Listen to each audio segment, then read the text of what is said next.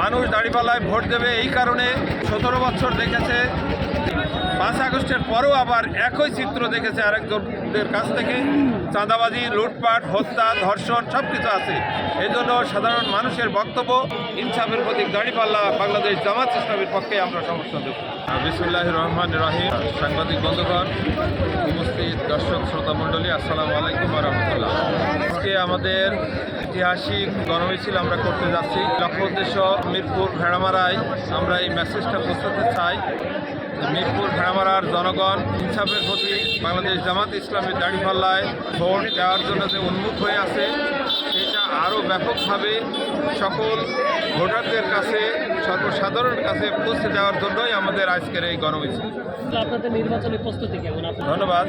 আলহামদুলিল্লাহ, নির্বাচনের প্রস্তুতি আমাদের শতকরা। নির্বাচনের ব্যাপারে আগের থেকেই বাংলাদেশ জামাত ইসলামী, আপনারা সবাই জানেন, 300 আসনে প্রার্থী ঘোষণা করেছে। নির্বাচন আমরা করে যাচ্ছি। আমরা শুধু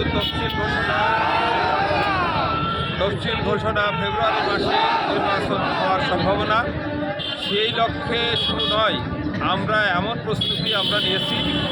ইনশাআল্লাহ যদি নির্বাচন কমিশন মনে করে জানুয়ারিতে আমরা নির্বাচন করব, সে ব্যাপারে আমাদের সব প্রস্তুতি সম্পন্ন। আসলে এই হামলাটা আপনারা নিন্দিত হচ্ছে বলে মনে করেন? ধন্যবাদ। আমাদের বেশ কিছু জায়গায় আমাদের নির্বাচনের প্রার্থী সমর্থকদের উপর হামলা হয়েছে এবং আমাদের বিলবোর্ড, ফেস্টুন পুরানো হয়েছে। তবে আমরা এটা বলতে চাই নির্বাচন কমিশন এবং অন্তর্বর্তীকালীন সরকারকে যে এই নির্বাচন অতীতের 14, 18 এবং 24-এর মধ্যে চাই না। আমরা নির্বাচনের জন্য যে লেভেল প্লেইং ফিল্ড দরকার, আমরা সেইটা যাতে পুরোপুরি বাস্তবায়ন হয়, সেই দাবি আমাদের অন্তর্বর্তীকালীন সরকার এবং নির্বাচন কমিশনের কাছে আমাদের আছে, থাকবে। এবং এই ব্যাপারে আমরা সবসময় বলতে চাই যে আমরা যেন অতীতের মতো কোনো নির্বাচনের মুখোমুখি আমরা না হই। জনগণ যাতে অবাধ, সুষ্ঠু, নিরপেক্ষ নির্বাচন তারা নিজেদের স্বাধীন মতামত সমর্থন দিতে পারে নির্ভয়ে, সেই জন্য আমরা দাবি জানাচ্ছি। আমাদের দৃশ্যমান আমরা এখন পর্যন্ত লেভেল প্লেইং ফিল্ড নির্বাচন কমিশন করতে পেরেছে বলে আমরা মনে করছি না। তবে আমরা আশা করছি তফসিল ঘোষণার পরপরই হয়তোবা তারা সেই পদক্ষেপ নেবে, আমরা সেই আশাবাদ ব্যক্ত করছি এবং দাবিও জানাচ্ছি।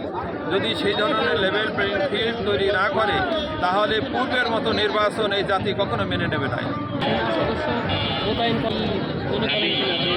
আমরা অবশ্যই মনে করি যে প্রত্যেকটি কেন্দ্রে কমপক্ষে 5 জন সেনা সদস্য থাকা এবং অন্যান্য বাহিনীও থাকবে। সেই ব্যাপারে যাতে নির্বাচনে কোনো রকম বিঘ্ন না ঘটে, কেউ না করতে পারে। কোনো সন্ত্রাসী, চাঁদাবাজ, দখলদারিত্ব যারা করে তাদের আইনের আওতায় এনে একটি লেভেল প্লেইং ফিল্ড তৈরি করার জন্য আমরা আহ্বান জানাচ্ছি। এখন পর্যন্ত আপনি নির্বাচন নিয়ে কী আশা করছেন? এখন পর্যন্ত আলহামদুলিল্লাহ মিরপুর ভেড়ামারায় যে গণজোয়ার সৃষ্টি হয়েছে, এটা আমার কথা নয়, এটা দেশের এই অঞ্চলের সাধারণ মানুষ, মা, বোন, ভাই, সবাই, সকল ভোটার আমাকে ইতিমধ্যেই বলা শুরু করেছে, আপনি এমপি হয়েই গেছেন, শুধু ভোট হওয়ার অপেক্ষায় আছেন।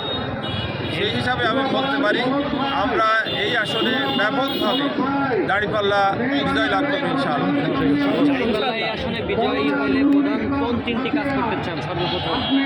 আমি প্রথমত যদি দাঁড়িপাল্লার এই আসন থেকে আমাকে নির্বাচিত করে আল্লাহ তাআলার ইচ্ছায়, তবে আমার প্রথম কাজ হবে দুর্নীতিমুক্ত একটি প্রশাসন গড়ে তোলা।